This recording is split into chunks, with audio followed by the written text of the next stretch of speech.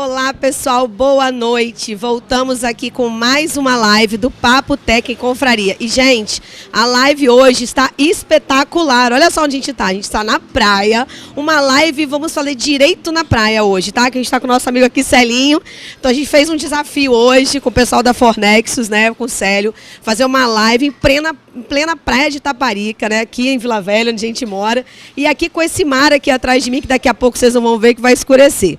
Bem, queria inicialmente agradecer a Cabana da Orla, dona Mercedes, né, que é uma das proprietárias que cedeu aqui pra gente, aos gerentes aqui, Renato e a Fafá, agradecer toda a parceria aqui da Cabana da Orla, uma cabana maravilhosa aqui na Praia de Taparica.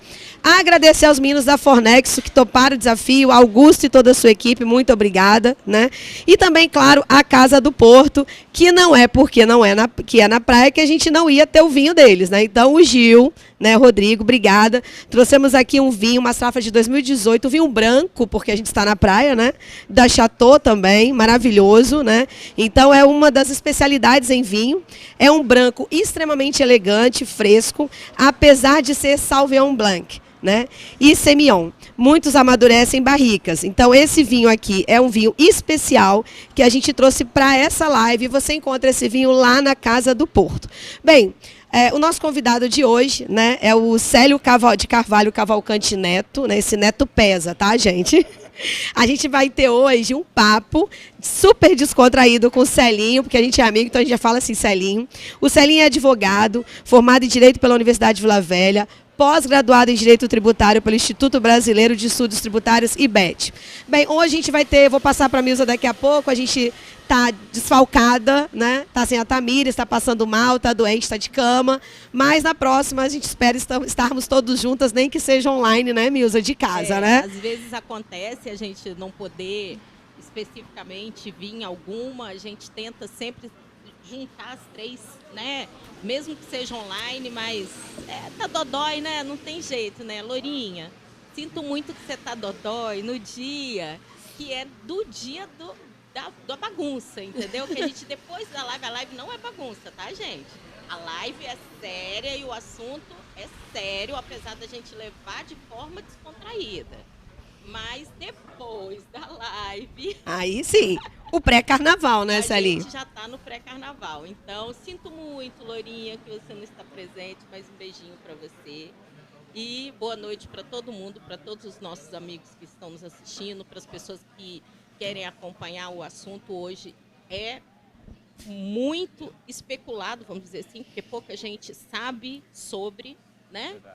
É muita coisa nova, muita informação nova, principalmente para quem não atua na área, porque quem atua na área, ok, tem um conhecimento ali de já trabalhar mais ou menos, né? Mais ou menos. Mais ou menos. Tem um pessoal que atua na área, mas também não tem muito lá o conhecimento.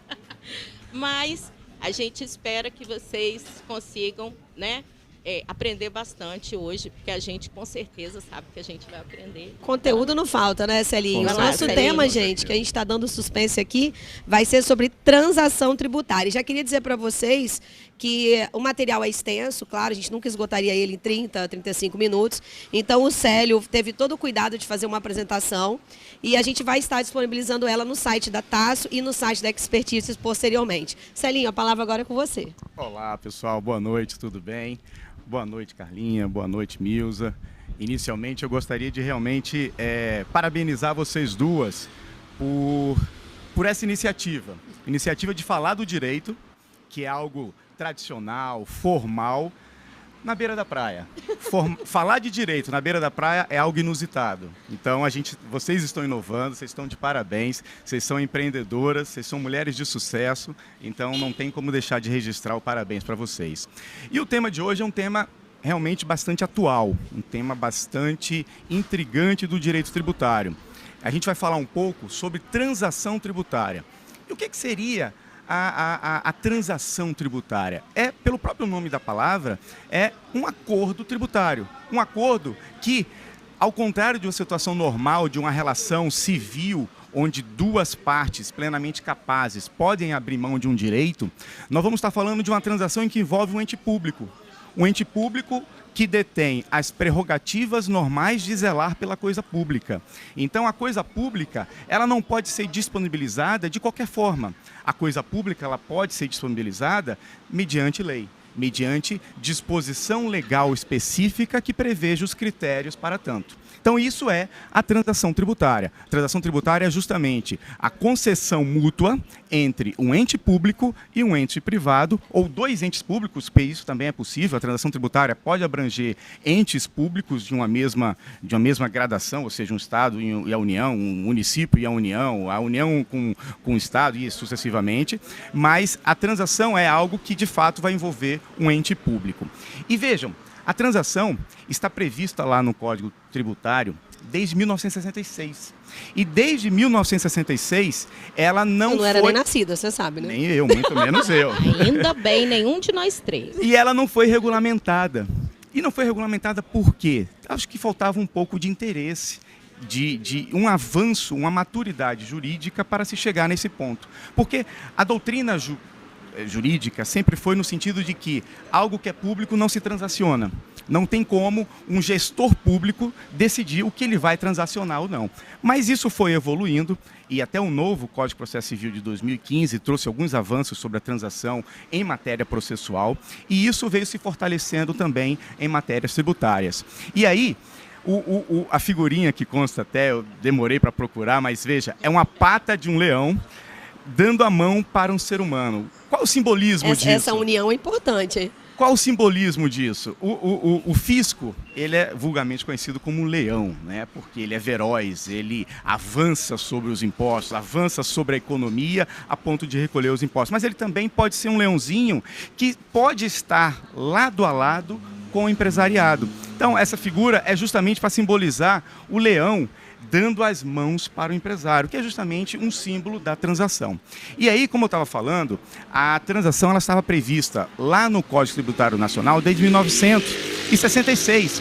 Lá no artigo 156, inciso 3º, como uma das causas para a extinção do crédito tributário. Lá no 156 diz quais são as hipóteses de extinção do crédito tributário, lá estava lá a transação. E isso nunca foi regulamentado. E lá no 171 também dizia o que era a transação, mas também nunca foi regulamentado. Até hoje? Até 2020. Em 2020... 2020, recente. Recentíssimo. No direito, muito, 2020... Muito recente. 2020 estamos falando de 3 anos, nasceu agora. E tanto é que nasceu agora que são poucas as decisões que tratam sobre o tema do Poder Judiciário, porque uma legislação de 2020 é recentemente promulgada para ter conflitos já julgados pelo Poder Judiciário. Então veio através de uma medida provisória de 2019 e uma lei federal que regulamentou a transação no âmbito federal, a Lei 13.988 de 2020.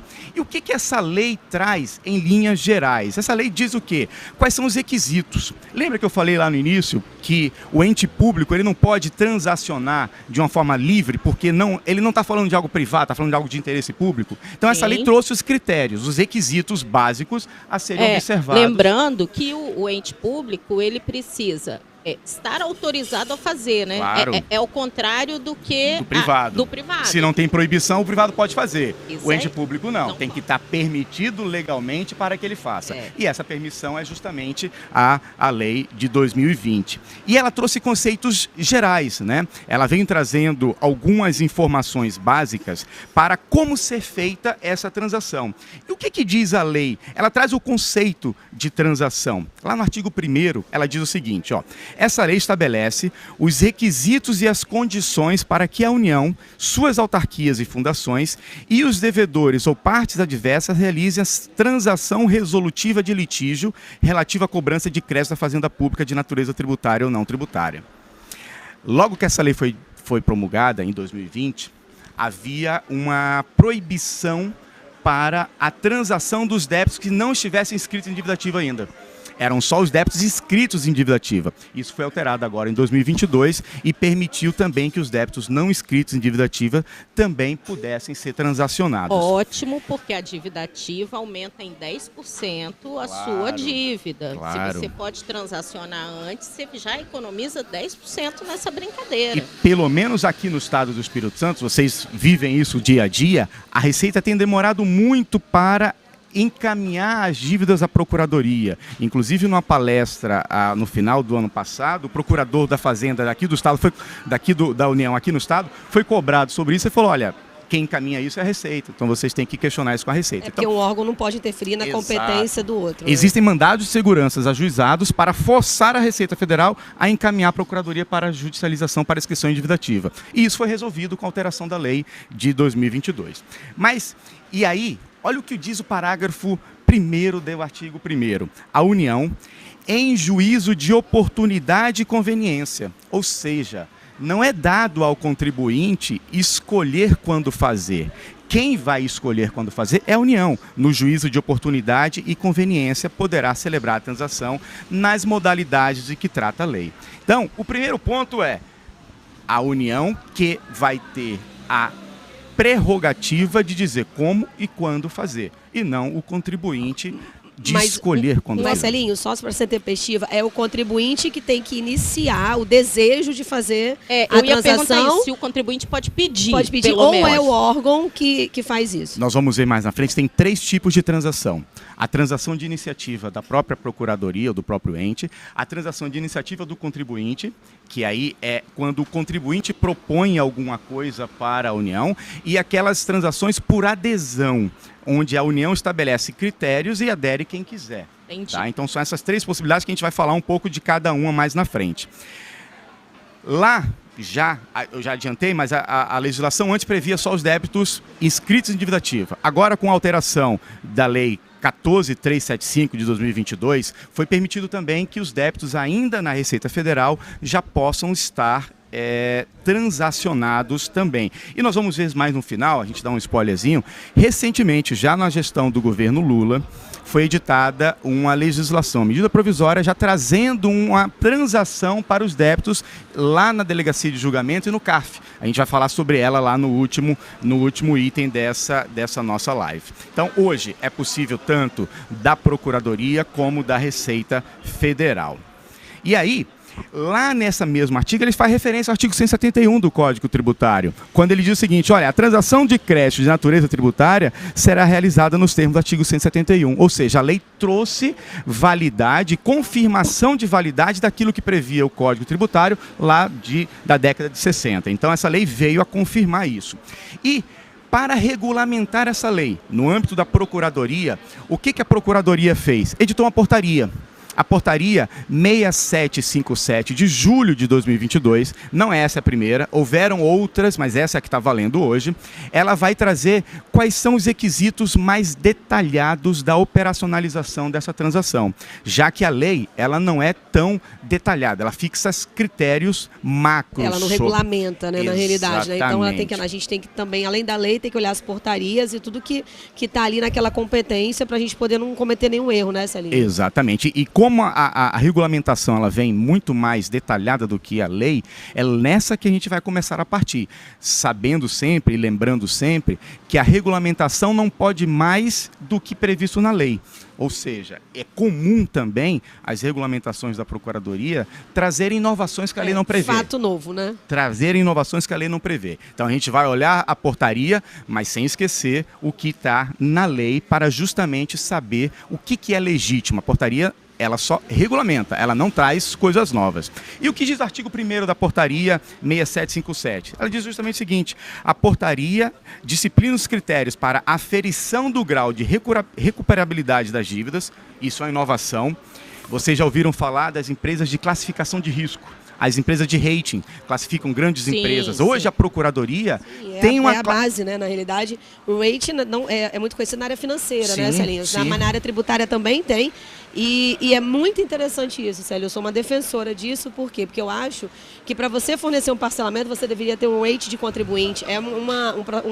Eu acho que é assim, algo que é mais justo. Com certeza. Então, aquele contribuinte, por exemplo, ele está devendo, mas ele é um cara adimplente até aquele momento, ele entregou as declarações de forma regular, ele tem contabilidade. Esse contribuinte, ele é nota A. Sim. Aquele cara que já foi autuado, fiscalizado, que ele é reincidente, ele é um contribuinte nota C. Um devedor quanto mais. Um devedor quanto mais. Então, eu sou defensora de que o rating de contribuintes, ele é tão importante. Com certeza. E eu acho que ele é tão mais justo em qualquer processo. Eu gostei muito quando você colocou no material dessa questão da qualidade do contribuinte. Eu acho muito importante. E eu acho que todas as esferas deveriam levar isso em consideração. É uma inovação trazido que, ao contrário de classificar o contribuinte como deveria ser, ele classificou o crédito. Então ele classifica o crédito pelo grau de recuperabilidade. Mas é lógico que envolve o contribuinte, porque nós vamos ver mais um pouco, né, que esse grau de recuperabilidade tem relação com a qualidade do contribuinte também. Então, o artigo 1º diz: aferição do grau de recuperabilidade das dívidas, os parâmetros para aceitação da transação individual, a concessão de descontos relativos aos créditos da Fazenda Pública e os procedimentos, os requisitos e as condições necessárias para a realização da transação no âmbito da União e do Fundo de Garantia por Tempo de Serviço. Veja, temos o FGTS também como possivelmente de ser transacionado. Então, a própria lei já trazia esse requisito e também a portaria também traz. E quais são os princípios que regem essa legislação? Quais são os princípios que a gente tem que aplicar? E veja, isso é maravilhoso. A primeira norma que traz a presunção de boa-fé do contribuinte. O que a gente vê todo dia? O contribuinte está presumidamente de má-fé. O contribuinte está tentando lesar o fisco. Essa é a presunção geral. E essa é a visão que muitas vezes o fisco tem de qualquer contribuinte, seja pessoa física ou pessoa jurídica. Eu falo, né? Que a gente carrega na testa bandido mal pagador, exato, lesador. Exato. Em vez de ser o contrário, porque a grande maioria é o contrário. A gente não são tem, bons. A gente não pode carregar um título de bandido na testa, porque a maioria quer pagar e com certeza, com certeza. E aí a norma trouxe lá no artigo 2º, inciso 1º, como princípio aplicável à transação, a presunção de boa-fé do contribuinte. Ou seja, hoje o contribuinte está presumidamente de boa-fé. Cabe à União provar a má-fé. Então, é um dos princípios básicos, maravilhosos, que vieram com essa inovação. Segundo princípio, concorrência leal entre os contribuintes. Ou seja, aquele contribuinte que não paga imposto, ele concorre deslealmente com o contribuinte que paga. Sim. Então, o contribuinte que efetivamente não paga, está sendo dada a oportunidade para que ele venha pagar o tributo e concorrer lealmente com seus demais atuantes desse segmento. Terceiro, estímulo à autorregularização e conformidade fiscal. A União, ou seja, o ente público, quer a regularidade fiscal daquele contribuinte. Então isso está previsto como um dos princípios da norma. Redução da litigiosidade. O litígio no Brasil é caro. O CARF tem aproximadamente quase 3 trilhões a serem julgados. Imagina, isso custa dinheiro para o ente público, para nós contribuintes. Claro. Então, é um dos princípios, redução da litigiosidade, menor onerosidade dos instrumentos de cobrança. Eu não sei se vocês sabem, mas eram projetos de lei, já houve projeto de lei tentando trazer a cobrança do tributo para a esfera administrativa. Não haveria mais processo judicial de cobrança. Aí ia ser complicado. Imagina, o próprio fisco cobrando, satisfazendo ele mesmo, piorando bens dos contribuintes, fazendo aquilo... Sem nenhuma segunda instância para você ter o direito de defesa. Sem nenhuma fiscalização do Poder Judiciário. Seria como cercear o poder do contribuinte. É autotutela do Estado. O Estado lança, te cobra, te executa, tira seus bens, faz tudo. Isso... graças a Deus não passou, mas já houve projeto de lei nesse sentido.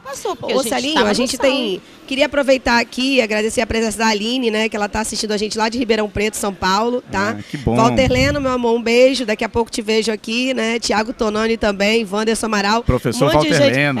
Um monte de gente aqui assistindo. Que bom, que bom. Mais um dos princípios, está lá no inciso 6º, adequação dos meios de cobrança à capacidade de pagamentos dos devedores.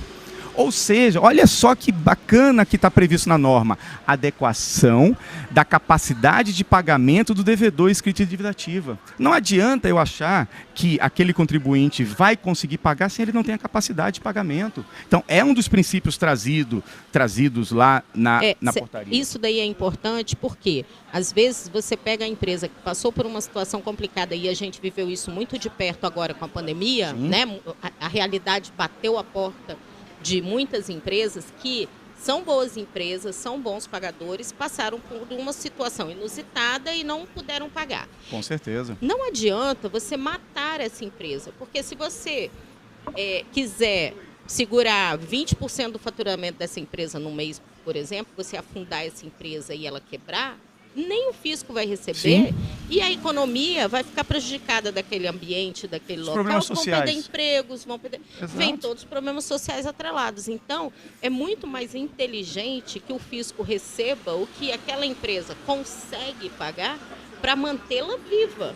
E isso se confirma também, Milza, no inverso. Ou seja, eu não vou dar desconto para quem tem capacidade de pagar. Sim, Eu vou dar claro. desconto para uma companhia Vale do Rio Doce que demonstra ter condições de pagar um tributo que está se discutindo somente? Talvez não. Talvez ela não mereça essa concessão. Apesar numa de ser transação. adimplente, mas na Sim. transação tributária ela tem uma condição financeira. E aí, de repente, vai pensar, mas não seria injusto? Então, quer dizer, é errado eu estar saudável financeiramente? Não. Não. Mas para a gente ter um equilíbrio, né? Por que você não pagou? Sim. Se você Né? tem condições de Porque- pagar, Por que você não pagou? Então, tem certa coerência. é verdade.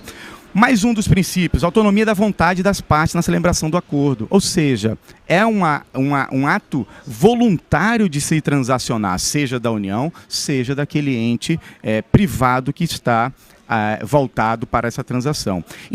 Atendimento ao interesse público. É de interesse público a adimplência, é de interesse público o recebimento disso. E o último princípio, que não mais ou não menos importante, princípio da publicidade e transparência ativa. Veja que a norma foi tão inteligente, Milza, que ela botou lá transparência ativa. Não é a simples transparência. A transparência ativa é aquela em que você tem que ter ações concretas para transparecer aquilo, para demonstrar aquela transparência. Não basta querer ser transparente, é transparência de forma ativa. E isso você vê, existe a gente vai mostrar mais na frente, tem um site específico da União Federal sobre essas transações, que é o Regularize. E vocês podem encontrar lá todos os termos de transações feitos no Brasil inteiro, de forma a dar transparência ativa daquilo que é feito. Mas por que isso? Porque a União não pode tratar desiguais, ela não pode fazer um acordo de Claro. transação tributária. Fazer um acordo bom com você, dar 100% de desconto para você e eu que estou na mesma condição que você não recebeu. os E isso mesmos. evita até as particularidades específicas. Ah, eu sou amigo do procurador, vou fazer um acordo isso dá melhor. Não transparência, existe. né, na claro, realidade. é a É. transparência ativa. É uma Sim. transparência muito mais forte do que uma transparência simples, meramente passiva, né? E aí, já falamos lá no início, mas quais são as modalidades de transação trazidas na norma? A transação por adesão. Transação por adesão à proposta da Procuradoria. O que acontece quando a Procuradoria vai e diz o seguinte: olha, contribuinte, eu acredito que você se enquadra nessa situação e eu te ofereço essa possibilidade de transação. O contribuinte vai aderir àquilo que a Procuradoria propôs. A segunda modalidade é a transação individual. O que é essa transação individual? É aquela específica para um determinado contribuinte. Nesse caso, nessa transação individual, nós temos, vamos verificar mais um pouco mais na frente, temos N possibilidades. Tem uma empresa em São Paulo que atuava e atua no segmento de cana-de-açúcar, de álcool. E veja que bacana, ela tem safras anuais, 2 safras anuais. E o acordo de transação tributária que ela fez, ela previu o pagamento em 2 pagamentos anuais, justamente ao final da safra dela. Em vez de ter aquele pagamento mensal que ela não conseguiria cumprir, por quê? Porque ela não tem o fluxo de caixa mensal, ela tem 2 Claro. safras anuais. O acordo com a Foi Procuradoria, pagar com a safra. 2 pagamentos anuais. Ou seja, adequou aquela necessidade individual do Que é uma contribuinte. realidade do setor agrícola todo. Eles compram para pagar na safra. Sim. É tudo. Sim, E é inteligente que eles façam um acordo que o Estado aceite. Por quê? Porque o Estado vai receber naquele certeza. período, porque ele vai ter o recurso para pagar. e veja que retrocesso eu fechar os olhos para isso. Vamos imaginar aqueles refis que aconteciam antes. O refis que acontecia antes, você tinha lá que pagar em 120 parcelas mensais, parcelas fixas ou parcelas variáveis, mas parcelas mensais, mensalmente pagas. Você deixou de pagar 2, 3, você teria o refis rescindido. Então, veja, a transação é muito mais inteligente do que um simples parcelamento de uma dívida, do que um simples refis que acontecia no passado. E a última é a transação individual proposta pelo próprio devedor. E aí, nessa transação proposta pelo próprio devedor, nós temos N situações possíveis. Uma das situações possíveis é o devedor falar: olha, União Federal, você penhorou um imóvel meu num processo judicial. Se eu for levar esse imóvel há uma execução forçada, um imóvel que vale 1 milhão vai ser vendido por 500. Me autoriza a vender esse imóvel por 1 milhão e eu vou pagar para você esse 1 milhão. Essa transação é possível de ser feita aqui. Ou seja, a união... Em vez de eu dar o bem... Ele me libera o imóvel, eu vendo e fico garantido e pago. E pago. É uma das hipóteses de transação. Porque o leilão desvaloriza muito bem, ele acaba sendo prejudicado, sendo que ele pode vender no mercado. Também não é interessante para a União pegar o bem, né? Não é. Ela também não vai conseguir vender. Para os dois lados, perfeito. Ela não tem estrutura física para vender o imóvel. Então eu, como contribuinte, eu posso vender. E vai receber só 500 ainda, que é o que a gente estava falando, vai receber menos. Arrecadando um valor justo pelo imóvel e pagar o meu tributo dentro de uma transação firmada com a União. Então é uma das hipóteses. Mas eu vou fazer uma pergunta. Nada impede dele, mesmo assim, dar o imóvel? Sim. Se a União quiser. Porque, por exemplo, vamos imaginar que ele deve 5 milhões, o imóvel vale 3 e a União aceita receber o imóvel dele. Então, nada impede. Nada impede. Perfeito. Existem normas específicas também para dação e pagamento de imóvel para quitação de dívidas. Isso é possível. A União, especificamente, tem departamentos específicos, tem algo semelhante para tratar e avaliar esses imóveis. Lá na norma, a gente fala que isso é tudo muito bom, e é claro que é, mas o contribuinte tem obrigações. E talvez a maior obrigação dele é uma obrigação de fornecer informações sobre bens, direitos, valores, transações e todos os demais atos que permitam à Procuradoria conhecer sua situação econômica ou eventuais fatos que impliquem na rescisão do acordo. Lembra lá atrás, dentro dos princípios, que era a adaptação do pagamento à capacidade do contribuinte? Sim. Se a União não tem condições de conhecer como esse contribuinte está, como é que ela vai transacionar de uma forma mais justa? Sim. Então, é uma obrigação do contribuinte fornecer as informações necessárias. Outra obrigação do contribuinte, não utilizar a transação de forma abusiva ou com finalidade de limitar, falsear ou prejudicar de qualquer forma a livre concorrência ou a livre iniciativa econômica. Lá, quando a gente falou da boa-fé. Da boa-fé, essa boa-fé é presumida, mas ela pode ser quebrada se a União demonstrar que houve má-fé do contribuinte. Mais uma obrigação, declarar que não utiliza pessoa natural interposta para ocultar ou dissimular a origem ou a destinação dos seus bens. Então não adianta o contribuinte fazer uma transação com a empresa e ter outra empresa, através de uma pessoa interposta, protegendo seu patrimônio. Isso a União tem condições de detectar e não vai permitir que essa transação seja realizada. É aquela famosa simulação que as pessoas falam, coloca o bem em nome de outra pessoa, nome de outra empresa, põe nome de filho, pai, amigo, né? Então, os laranjas, né? Limões, mexericas, né? Então, é assim, a transação... Não, é porque assim, a transação tributária, pessoal, e o Célio, ele tá discorrendo bem no tema, que é um tema difícil e é recente. Ela tem o objetivo de que você acerte as suas contas com o leão, lá com as mãos dadas, mas desde que também você seja uma empresa idônea, que você dê transparência de toda a negociação, tenha boa fé, para que você não seja visto, né, como um devedor quanto mais, como você diz, né? Com certeza.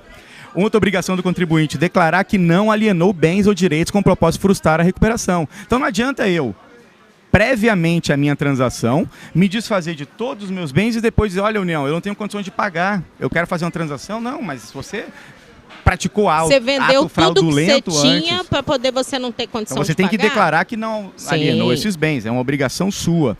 E efetuar o compromisso de cumprir as exigências e obrigações adicionais previstas nessa portaria. Não quer dizer, gente, que não pode vender nada, não é isso. Não é isso. Vou dar um exemplo. Às vezes a empresa está passando por uma dificuldade financeira e precisa vender alguma coisa para honrar com seus compromissos, porque é normal, né? Óbvio. Já está ruim de dinheiro, está difícil de pagar. Eu vendi, mas eu gastei esse dinheiro para pagar minha folha de pagamento, que eu tinha obrigação com meus funcionários, eu tinha fornecedor para pagar, eu tinha... Se você mostrar para o Estado que você vendeu, mas que você destinou o dinheiro para a saúde da empresa, beleza. O que não pode é você vendeu e botou o dinheiro nas Bahamas para ir passear. Sim, mas quer ver uma situação... fugiu da dívida. Quer ver uma situação concreta? Se for para as Bahamas, tá bom, né? Mas não pode ir para a ilha aqui. Como é que é o nome daquela ilha ali? A ilha Itatiaia, que vai ser pego rapidinho. Mas quer ver uma situação concreta? Normalmente uma empresa que está devendo, ela não tem certidão. Como é que ela vai vender um imóvel sem certidão?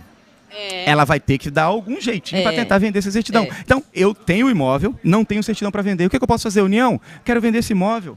Me dá autorização para vender. Eu transaciono com você que vou vender, aquele exemplo que a gente deu. E a União, Sim. mediante uma transação firmada, autoriza a alienação, e aí vai dispensar a apresentação da certidão e o comprador vai comprar sem os requisitos da E má-fé. Celinho, a gente recebeu uma pergunta aqui do Thiago, o tema é interessante, gente. Eu tô pensando aqui já em fazer a parte 2, tá? Ah.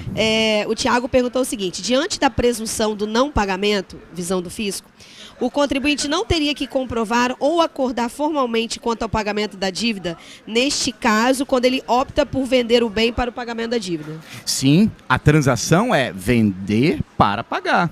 Ele não vai poder dizer, vendi, agora vou ficar com dinheiro. Não, a transação vai dizer especificamente que a venda é para saldar aquela dívida tributária já prevista na transação. Vai ter um termo de transação para isso, prevendo esses critérios. E é possível até que a gente coloque na transação quem vai comprar. Porque quem vai comprar vai ter a segurança de comprar sem os problemas do passado dessa empresa que está vendendo. Então, isso é perfeitamente possível. Agora, mais um dos requisitos para o contribuinte é autorizar a compensação no momento da efetiva disponibilização financeira de valores relativos a restituições, ressarcimentos e reembolsos reconhecidos pela Secretaria da Receita Federal. Ou seja, o contribuinte que fez a transação, ele autoriza a União a, tendo alguma restituição, algum reembolso relativo a tributos que esse contribuinte tem a receber, que se compense com a dívida. Ele já vai autorizar isso previamente na transação. Inclusive até uma outra inovação, mas uma inovação. Porque às vezes a empresa já tem, por exemplo, um processo de recuperação de PIS/COFINS do ICMS. Sim. Que está lá julgado mas está ainda em... Não materializou ainda financeiramente. Não está reconhecido o crédito. Aí o fisco já adianta, vamos dizer assim, fala, não, já pega esse crédito, já bate da sua dívida. Não, ele autoriza, a transação vai autorizar que quando esse crédito for disponibilizado, ele possa já bater na dívida. E pode mais o quê? Precatório. A discussão na Justiça sobre aceitação ou não de precatório é longa. Houve uma emenda constitucional permitindo isso e agora na transação está expressamente também previsto o precatório. Então, empresa, tenho um precatório que antes não tinha liquidez nenhuma e agora eu posso até utilizar Posso uma pergunta rapidinho, que eu sei que a gente já está com avançado tempo, mas assim, a gente recebe precatórios, quando você tem ISS lá, às vezes a prefeitura te dá precatório, né? Sim. A União aceitaria o precatório a nível municipal ou ainda não tem previsão? Não há previsão para isso. Via de regra seria precatório do próprio ente que você está transacionando. Perfeito. De próprio ente que está transacionando. E aí, é uma obrigação também do contribuinte, que está previsto em quase todos os parcelamentos, renunciar, quando for o caso, qualquer alegações de direitos atuais e futuras sobre as ações, eventualmente questionando algum dos tributos, né? Então, isso é uma das obrigações também. E veja, mais uma obrigação perfeita da norma. Veja, declarar, quando a transação envolver a capacidade de pagamento, que as informações cadastrais, patrimoniais e econômico-fiscais prestadas à administração tributária são verdadeiras e que não omitiu informações quanto à propriedade de bens, direitos e valores. É a presunção da boa-fé se concretizando. Ou seja, eu, contribuinte, vou declarar que minhas informações patrimoniais... Uma autodeclaração, olha que legal. Claro, autodeclaração. Ou seja, o fisco deixando o contribuinte dizer, olha, eu posso isso, eu não posso aquilo, eu sou assim, né? Então, essas são minhas condições financeiras. Perfeito. Eu abro o meu balanço, eu abro minha escrita fiscal para mostrar o que eu tenho de capacidade para isso. E aí, mais duas obrigações que constam na norma é regularizar no prazo de 90 dias débitos que vierem a ser inscritos no futuro. Vamos imaginar que eu faça uma transação que perdure por um pouco mais de tempo e num dado momento eu venha a cair em inadimplência de novo. Essa transação vai exigir que eu tenha 90 dias para regularizar essa transação, ou regularizar essa pendência tributária. Pode ser uma nova transação, pode ser qualquer outra forma de pagamento, inclusive uma nova transação. E manter regularidade do fundo de garantia. São essas as obrigações previstas lá na portaria. Celinho, a gente tá, tô aqui já o pessoal aqui mandando o WhatsApp falando que a gente tem que ter parte 2, tá? Porque não vai dar tempo da gente fazer tudo. Vamos acelerar então. Tá desafiado? Não, mas assim, falta uns 8 minutos pra gente acabar, mas queria dizer o seguinte, é muita coisa, né, Celinho? É porque assim, mas eu acho que esse ponto que você tocou, esses primeiros são muito importantes, né? A boa-fé, a questão da gente oportunizar o contribuinte, fazer uma transação tributária, onde ele realmente quite a sua dívida, né? Antes dele ter aquele adicional dos 10% que a Milza comentou, tratando ele como um bom contribuinte, como um contribuinte idôneo, né? Independentemente daquela visão que a gente tem de mercado. Sim. Então, é bem interessante isso. Importante a gente dizer, novamente, você já falou, ressaltar que é recente. Sim. Ou seja, com certeza terão muitas dúvidas, terão muitos questionamentos aí mediante dentro do fisco e essa possibilidade do próprio contribuinte solicitar, do próprio fisco acionar, eu também achei interessante, porque o fisco, o contribuinte pode nem perceber e o fisco ir lá. Talvez isso não vai acontecer agora porque tem 2 anos, né? Não, a Receita tem mandado cartas. Ah, é? Tem Poxa, mandado aí, cartas para os aí, contribuintes gente, dizendo, olha, já estamos contribuinte, sabendo aí a informação. tem transação assim, assim, assado, você pode aderir. Tem, Você... verdade, já vi. Sim, ela tem mandado. Já vi. Tem mandado as correspondências. Dentre aquelas possibilidades de transações, a lei diz quais são as concessões possíveis, ou seja, o que a União pode fazer, o que aquele ente público pode fazer de concessão nessa transação. E lá diz, ó, oferecimento de descontos, e aí tem algo bacana demais, utilização de crédito de prejuízo fiscal e base de cálculo negativa de contribuição social sobre o lucro líquido. Isso não era tão fácil de se admitir. A gente não via isso em muitos regulamentos de parcelamentos. Então foi uma inovação de trazer tanto o prejuízo fiscal como a base de cálculo negativa da contribuição social como forma de pagamento daquela dívida tributária. Porque na verdade é um crédito Sim. de imposto, Sim. né? E aí veja, possibilidade de parcelamento. O parcelamento é uma transação, mas nem toda a transação se reflete somente no parcelamento. Então, o parcelamento é uma das formas de transação. Possibilidade de diferimento ou moratório, receber dos débitos de FGTS e inscrição derivativa. FGTS a gente não pode diferir nem dar moratória sobre isso, mas os outros sim. Flexibilização das regras para aceitação, avaliação, substituição e liberação de garantias. Vamos imaginar que eu tenho um dinheiro bloqueado numa execução fiscal. Eu posso liberar esse dinheiro, se eu provar que eu vou pagar de alguma outra forma, isso pode ser objeto de transação. Veja, isso num parcelamento normal não existia nunca. Não existia nunca. Então a transação ampliou as hipóteses de concessão. Vou dar um bem aqui em garantia, um bem imóvel, em troca desse dinheiro, porque eu estou precisando desse dinheiro para pagar os funcionários, por exemplo. Para pagar, porque, né? Volto a frisar, de acordo com a transparência, a boa-fé, você tem que demonstrar isso, né? Não é simplesmente alegar, não. Alegar e não a União não vai substituir um bem, dinheiro por imóvel, tão facilmente. Mas é possível, está aqui na norma. Mas se for trabalhista, por exemplo, está aqui na norma. Dificilmente não aceitaria. Sim. Porque... Flexibilização das regras para constrição e alienação de bens. Vamos imaginar o seguinte, eu tenho uma fazenda gigantesca que eu, com metade dela, pago minha dívida. Eu posso fracionar esse imóvel via transação tributária dizendo, União, essa metade que eu vou fracionar, eu vou vender, vou te dar em pagamento. É possível uma transação nesse sentido. Assim, claro que está inerente. Aí o pessoal fala, não, eu consigo fazer isso? Consegue, desde que... Queria ressaltar a importância de... Muita gente não conhece essas operações. Inclusive, Célio, eu sabia que existia, sabia que era recente, mas não sabia da quantidade de detalhe, porque não é minha área, é uma área jurídica. Sim. Mas queria aqui, né, até como empresária contábil, dizer aos contribuintes que estão nos vendo e vão nos ver, que o ideal é você ter alguém especialista da área jurídica para te dar assessoria nisso tudo. Por quê? Porque normalmente a gente sozinho não consegue, não sabe todas as modalidades, não entende normalmente como funciona, não sabe as possibilidades. Você está dando várias possibilidades. E aí ninguém melhor que alguém da área jurídica para poder nos dar esse suporte. Então, é sempre bom a gente falar isso, né, Neuza? Porque às vezes alguns contadores são reticentes em procurar os advogados e a gente sempre defende isso, cada um no seu quadrado. A gente se complementa. As atividades são complementares. A gente tem que ter a contabilidade certa, igual você falou, base negativa de contribuição social e imposto de renda. Já existe na norma contábil da gente provisionar os tributos sobre essa base negativa que eles vão recuperar. Sim. Então você está com a contabilidade correta, está tudo provisionado, para o advogado vai ser muito mais fácil claro. entrar com esse processo, porque ele vai comprovar mediante a própria contabilidade. A transparência que eu preciso ter, Exatamente, a minha contabilidade vai refletir o que eu falar. Porque é muito comum a contabilidade não refletir aquilo que a gente fala, né? Eu tenho uma empresa que está X, mas contabilmente ela está Y. Né? Celinho, eu queria só um minutinho. Ana Rita, um beijo, tá, amor? Lá de Linhares. Quer ver uma inovação?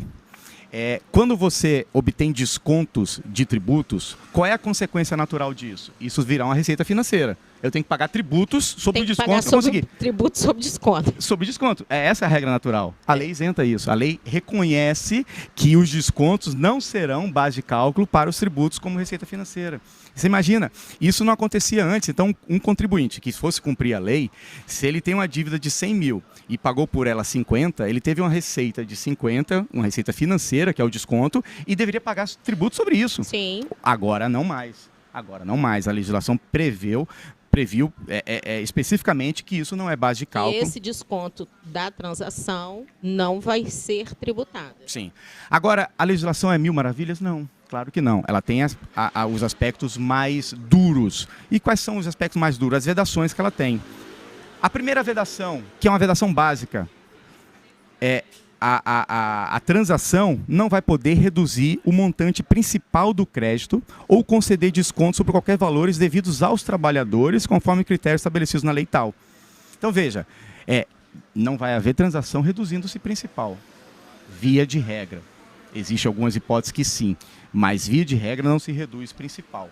Então, vai se transacionar sobre juros, multas, Sobre juros, acréscimos multas, legais, acréscimos. né? A transação não importa em redução de multas penais, né? Então, aquelas multas penais aplicadas em processos que são cobrados via procuradoria também não são passíveis de redução. Há também, especificamente na norma, limitações sobre a redução do crédito. Então, lá no inciso 3º diz, é vedado aquelas transações que impliquem redução superior a 65% do total dos créditos a serem transacionados. Utilize prejuízo fiscal e base de cálculo negativa da CSLL em valor superior a 70%. Então, eu não vou poder usar 100% do meu prejuízo fiscal para bater a minha dívida. Eu vou ter que restringir a 70%. Conceda prazos de parcelamento superior a 120 dias, a 120 meses. Então, não há... Há uma hipótese específica para pessoas físicas e contribuintes, microempresas e tudo mais, que é 144, mas a regra geral são 120 dias. 120 meses. 120 meses, desculpa. E já são 10 anos, tá bom, né? 10 anos, que é um prazo razoável, né? É um prazo razoável. E aí essa portaria dizia que envolva créditos não inscritos, isso já foi alterado. Agora permite débitos não inscritos. E aí tem um dado que é uma vedação trazida na norma, que fala que não vai se dar transação para devedor quanto mais. O que é devedor quanto mais? Devedor quanto mais ainda não tem uma classificação legal sobre isso. O STJ já decidiu o que é devedor quanto mais, inclusive ele criminalizou aquela conduta de declarar o tributo do ICMS e não pagar, mesmo com a declaração do contribuinte, porque antes se tinha o quê? Antes o entendimento básico é se você declarou, não comete crime, né? Agora não, o STJ disse, comete crime se ele for devedor quanto mais. E o que é devedor quanto mais? Aquele que pratica reiteradamente a inadimplência de tributos. Que não paga nunca. É o reincidente, é o reincidente. É o reincidente. Não, é aquele que não paga nunca. É que Então, esse povo do juiz, que eles falam mais. quanto mais, a gente pensa assim, na verdade tem sentido, gente. Quanto mais você faz, você vira quanto mais. Esse é o nosso Tem sentido, português. esse é o nosso português. Quanto mais você faz, mais danado você tá. É verdade. Aí, a norma traz lá no artigo 24 aquela classificação sobre o crédito. E aí ele diz lá, crédito tipo A, crédito com alta perspectiva de recuperação. Crédito tipo B, crédito com média perspectiva de recuperação. O C, considerado difícil, e o D, créditos considerados irrecuperáveis. Mas e aí a norma vai e diz o que são os considerados irrecuperáveis. São aqueles que, inscritos em dívida ativa há mais de 15 anos, sem anotação atual de garantia ou suspensão da exigibilidade. Ou seja, está inscrito, não houve nenhuma penhora de bem e não conseguiu nada para poder pagar aquilo. Em 15 anos. Então ele está classificado como irrecuperável. Exigibilidade suspensa por decisão judicial nos termos do inciso tal, há mais de 10 anos. Então é também um crédito considerado como não recuperável. E aí passou a usar um pouquinho aquilo que você falou, classificar o devedor. Ele diz também que quanto à titularidade do devedor, que é classificado como não recuperável ou irrecuperável, aqueles falidos. E aí uma inovação em recuperação judicial. Também é uma classificação do devedor. Isso é bem novo, né? E é bem inovador. Porque também, falido né? até ok, agora em recuperação judicial é novo. É novo. E é interessante que a própria lei de recuperação diz lá, a lei 11.101, diz que a empresa em recuperação deverá receber um tratamento diferenciado no pagamento dos tributos. Sim. Em atraso. E tanto é que existe um parcelamento especial para as empresas em recuperação. Sim. Né? E a própria lei de transação também prevê isso como um diferencial para essa empresa aderir à transação. E aí, as empresas que são falidas, recuperação judicial, liquidação judicial, intervenção extrajudicial. Ou ainda, de titularidade de devedores cujo CNPJ tenha sido baixado por inaptidão, baixado por inexistência de fato, baixado por omissão contumaz, encerramento de falência, liquidação, inapto por localização desconhecida, ou seja, uma série de outras demonstração de dificuldade da recuperação desse tributo. O que a União quis dizer com isso? A União gasta tempo e dinheiro para buscar os tributos. Então, se ela consegue antever que aquele tributo é de difícil recuperação, ela não precisa gastar, ela pode conceder algo para que esse tributo volte de uma forma mais benéfica para esse devedor, já que ela gastaria mais para tentar recuperar. Então essa é a ratio essendi, ou seja, a razão da gente ter essa classificação dos créditos, tanto pela qualidade do crédito, como também de um pouco do próprio devedor. E aí, um dos itens também para a dificuldade da recuperação é quando a execução fiscal está suspensa e está prestes de prescrever, porque suspensa por mais de 3 anos, em 5 anos prescreve. Então a suspensão Tem um período que o processo fica parado, não tiver nenhuma movimentação, não pode cobrar mais? 5 anos. O processo. 5 anos. O artigo 40 da Lei de Execução Fiscal Ah. prevê que não encontrados os bens e esgotados as chances de encontrar os bens, o processo é arquivado por 1 ano e após esse 1 ano começa a iniciar a fase de prescrição do crédito. Ou seja, passado esses 5 anos após o arquivamento, o débito está prescrito.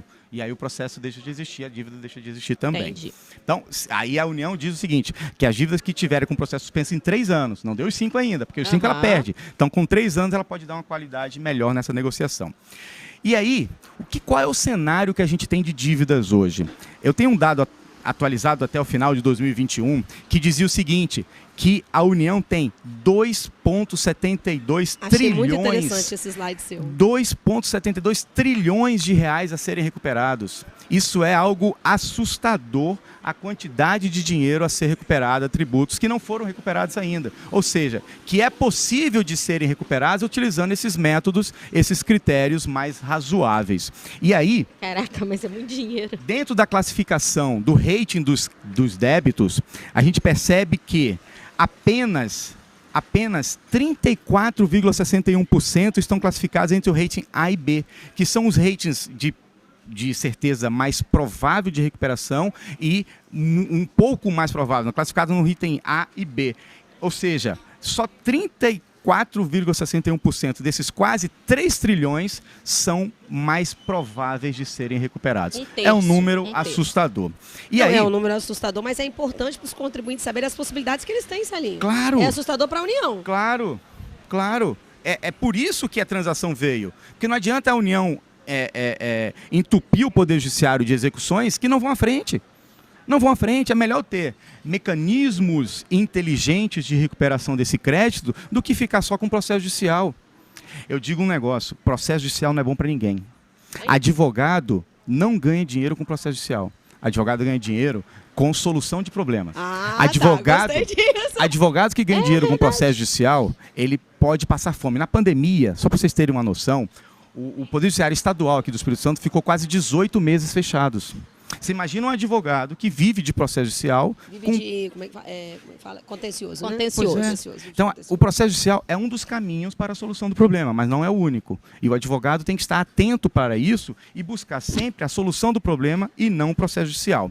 E aí, apesar de ser novo, como eu falei com vocês, no site do Regulariza lá da União, tem todos os acordos feitos. E eu separei os maiores já feitos no Brasil. E o maior acordo de transação já feito foi pela empresa Inepar. É uma empresa que transacionou com a União 1,5 bilhões de reais. Veja, é uma empresa que estava em recuperação judicial e transacionou com a União 1,5 bilhões de reais. Essas informações que o Salinho está falando para a gente são públicas, né? Sim, então, são públicas. Por isso que ela é interessante, porque é algo assim muito inusitado. Eu, sinceramente, fiquei muito feliz de você ter escolhido esse tema. Eu falei, gente, que tema difícil, mas, no entanto, é novo. E eu, por exemplo, depois que eu analisei, eu falei, poxa, eu não tenho clientes com débitos, graças a Deus, mas é super importante. É possível recuperar. É possível estar adimplente tributariamente. E aí, tem outros acordos feitos que a gente está precisando acelerar para a gente trazer agora quais são as hipóteses que estão vigentes hoje. como eu falei lá atrás, tem 3 hipóteses de transação. Aquela que a União oferece, aquela que o contribuinte propõe e aquela em que é individualizada especificamente para algum segmento, alguma categoria. E hoje, vigente, temos um edital da Procuradoria da Dívida Ativa da União, o edital de número 2, que prevê que a partir de 6 de março desse ano 2023 até dia 31 de maio vai estar previsto uma transação por adesão. E o que diz esse edital? Que as inscrições de dívida ativa da União, e aí tanto as inscritas de dívida ativa como também aquelas no âmbito da Receita Federal, poderão ser parceladas mediante o pagamento de uma entrada equivalente a 6% do valor consolidado da dívida, pago em até 6 prestações mensais sucessivas, e o resto podendo ser olha o que diz, o restante com redução, conforme a capacidade de pagamento do sujeito passivo, de até 100% do valor de juros, multas e encargos legais. Ou seja, é possível sim ter a redução de juros e multas? De acordo com a capacidade de pagamento do contribuinte. Capacidade de pagamento do contribuinte. Inciso 1, 65% do valor total de cada inscrição objeto da negociação, se pagos em até 30 parcelas mensais sucessivas. 50% caso eu aumente de 54 prestações mensais sucessivas. E 30% caso o pagamento seja até 78 prestações mensais. E 20% caso o valor total de cada inscrição em até 114 parcelas mensais. Por que 114? Mas 114, sim, 114 mais os 6 parcelas do sinal dá os 120, que é o que a norma previu. Então isso aqui está lá no site da União Federal, no Regularize. O contribuinte que quiser aderir, basta preencher os formulários, preencher as informações necessárias para isso, e isso vai ser feita a transação especificamente nesses termos para ele. Além dessa transação, que é uma transação genérica, agora essa transação também tem uma característica especial para pessoa natural, que é a pessoa física, microempresa, Santa Casa de Misericórdias, sociedades cooperativas e demais organizações da sociedade civil. Eles podem parcelar um pouco mais a entrada e podem ter um desconto maior do que aquilo previsto para as empresas normais. Está lá na norma. Eu vou tentar acelerar um pouquinho, que a gente está com um tempo bem curto. E aí, o que o governo do Luiz Inácio Lula da Silva fez logo que assumiu? O ministro Haddad disse, olha, eu preciso ter dinheiro. E aí, ao invés de pensar em cortar despesa, ele pensou em trazer receitas. E qual foi a forma que ele teve para trazer receitas para a União? Ele lançou o Programa de Redução da Litigiosidade Fiscal. É o litígio zero. Exato, é o litígio zero. A gente está ficando louco com esse litígio zero. O pessoal pedindo live disso, gente. Eu vou trazer a Celinho para falar disso aqui mês que vem de novo. Mês que vem de novo e litígio zero no assunto. Em tese, é uma transação para aqueles débitos que estão lá sendo discutidos, no âmbito da delegacia de julgamento ou no âmbito do CARF. Sim, né? Que então, estão ou seja, em processo administrativo ainda. Administrativos ainda. Ele permite também aquele inscrito de dívida ativa, sim, para o de pequeno valor. Por que o de pequeno valor? Porque é caro eu cobrar esse dinheiro. Então é muito mais fácil eu conceder processualmente benefícios. É caro eu cobrar uma dívida de R$5.000 que está em dívida ativa. Pois é. Então hoje já tem um teto, tem um piso mínimo, né? Que eles não ajuizam. Não ajuizam, exatamente, mas aí previu também um pagamento desse redução do litígio zero, né? Também previu um pagamento mais especial para ele. E o que diz lá a norma? Que os créditos tributários pendentes de julgamento no âmbito da delegacia de julgamento ou do CARF poderão ser liquidados no âmbito do PLRF, se classificados como irrecuperáveis ou difíceis de recuperação, com redução de até 100% dos juros da multa, observado o limite de 65% do valor total de cada crédito. Veja, eu dou 100% do limite de juros e multa, mas eu tenho um limite também de total. Então, se a minha dívida é 100 mil, os 100% dos juros e multa não vai poder fazer com que a dívida seja menos que 65. Por quê? Porque tem uma trava do mínimo que eu posso ter. Então, isso está lá previsto no litígio zero. Além disso, eu tenho um pagamento de, no mínimo, 30% em dinheiro.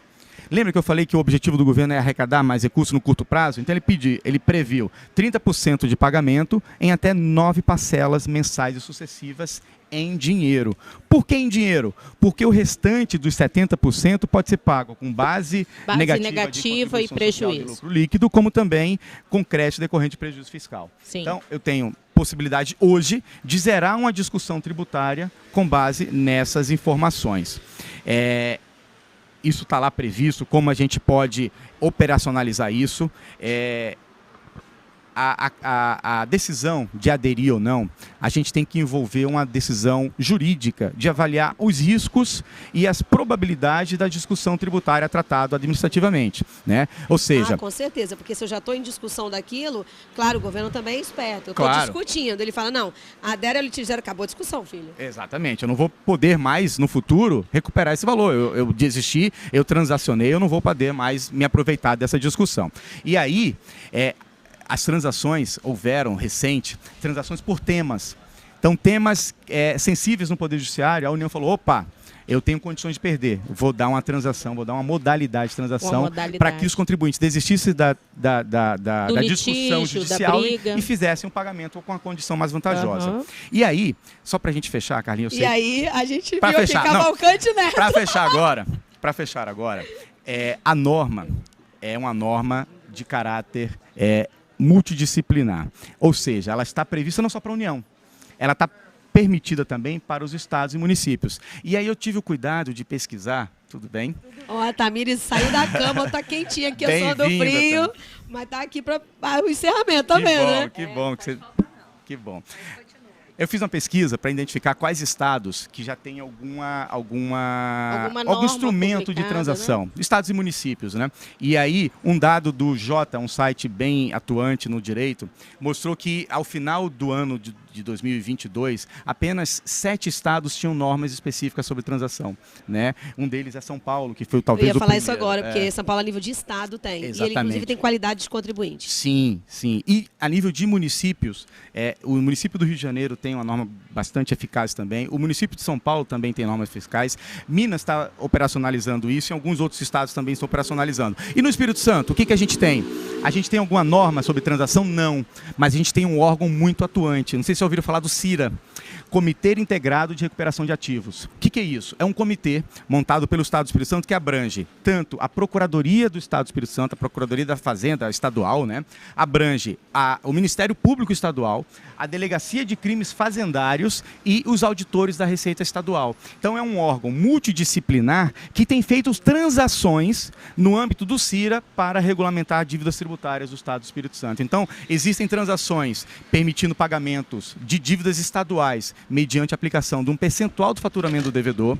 Existem transações firmadas a nível do CIRA, dando-se imóvel em pagamento, ou seja, é o Estado, mesmo sem ter uma lei própria, prevendo, sim, uma transação no âmbito do Estado do Espírito Santo. É um órgão bastante eficaz, que certamente, bem utilizado, pode trazer bastante eficiência para os contribuintes. Celinho, olha, foi muito bom, gente. Gente, Tamires está aqui para a gente participar do encerramento. Ó, os contatos do Célio tá aí, tá? Cavalcante Neto, né? Sim. Oliveira e Antônio Advogados Associados. E assim, foi muito bom ter você aqui. A gente tem que fazer uma de litígio zero, porque o pessoal tá louco. Eu acho que a gente pode, tanto a expertise como a Tasso, contribuir para isso, junto aí com pessoas como você. E queria dizer que foi muito bom, foi muito legal. Agradecer a você por estar aqui com a gente, né? Nessa aventura da praia, esse ventinho aqui gostoso. Inovando, falando de direito de forma informal. Direito na praia, direito na praia. Vamos fazer o direito na praia. E dizer que, assim, gente, o assunto é importante. Queria agradecer ao Mário Zan, que está nos assistindo. A Ana, obrigada, Ana, aí pelo elogio. Ótimos palestrantes, ótimo palestrante, né? Que bom, e o Juliano Mônaco sempre com a gente, falando que o tema é muito pertinente. E a gente espera voltar, Celinho. Obrigada mais uma vez. Estou sempre à disposição. Vou passar para você falar as considerações finais e depois vou passar para a Tamires também para fazer. A Tamires primeiro. A Tamires, então claro. vai. Obrigada a todos que estão nos assistindo, como sempre. Desculpe a ausência hoje. Às vezes o estado de saúde da gente deixa a gente meio assim baqueado, mas eu não podia deixar de vir nessa live, não somente para prestigiar as nossas meninas aqui, as minhas parceiras, mas porque também é aniversário da Carla hoje, com certeza, né? Vocês acham que essa live ia ser na praia em pleno verão à toa, né? Hoje é aniversário dela, ela está aqui de sainha, esvoaçante, toda feliz, como sempre. E a gente quer te desejar ao vivo aqui um feliz aniversário. Dizer que nós temos muito orgulho de tê-la como parceira, amiga, sócia, como idealizadora de tantos projetos bonitos nas nossas empresas, no CRC e na sua vida. Não seria diferente no seu aniversário, né? Então, parabéns. Muito obrigado pela sua presença e permanência na nossa vida, né, Lourinha? Nós somos muito felizes e agradecidos por isso. Que fazer bom, chorar. parabéns, parabéns, Carlinha. Gente, ó, aproveitar e botar aqui Você no é celinho, ó. fenomenal. Carnaval, amanhã é carnaval, gente. Então, assim, a gente queria, bem, agradecer o Celinho, agradecer aos proprietários aqui do Cabana da Orla, né? Aos gerentes, agradecer a Fornex, que está sempre com a gente. Contem com a gente sempre tenta levar temas atuais, a transação tributária, Celinho, nossa, de forma pertinente, é um tema novo. Estou preparado já para ir para a Bahia. É um tema novo e a gente quer que vocês sempre conheçam um pouco mais. A gente sempre fala, né, Tamires, isso é um projeto, vou chamar de voluntário porque a gente faz. Voluntário por quê? Porque a gente se dedica, a gente financia isso, Sim. as pessoas vêm, Celinho vem, todos já vieram. A gente está aqui com o Alexandre Fiorotti do meu lado, que já veio. Gente, você está cheio de público aqui atrás, né? Porque eu não sei se dá para ver lá atrás. Bruno, mostra lá atrás, assim, Bruno. Pra gente ver, tá cheio de gente. Ó, o Bruno fica louco comigo, que eu dou uns desafios pra ele. Olha lá. O Bruno, ó, Tamires, olha lá. A gente tá cheio de gente aqui, gente, ó, olhando aqui, entendeu? Vendo ex-convidados nós. Olha lá o pessoal, ó, essa live hoje, olha lá. Dá tchauzinho aí, gente, ó. Aqui dá um tchauzinho. Dá um tchauzinho, câmera, dá tchauzinho, dá tchauzinho, olha lá, dá tchau pra câmera. Então a gente tá aqui, queria desejar um feliz carnaval pra todo mundo. Dizer também que Milza também fez aniversário esse mês. Os aquarianos são os melhores. Os aquarianos estão todos aqui hoje. E obrigada a vocês por participarem, aos que vão nos ouvir e nos ver. Né? Obrigada também pela audiência de vocês. E a gente volta no mês de março com a próxima live. Celinho, muito obrigada. Estamos juntos, parabéns. Difundir o conhecimento é algo fenomenal e eu acho que a gente cumpre a nossa missão fazendo isso. Parabéns pela iniciativa de vocês, parabéns pelo aniversário e um excelente carnaval a todos nós. Obrigada. Isso aí, um beijo a todos. Tchau. Tchau, tchau.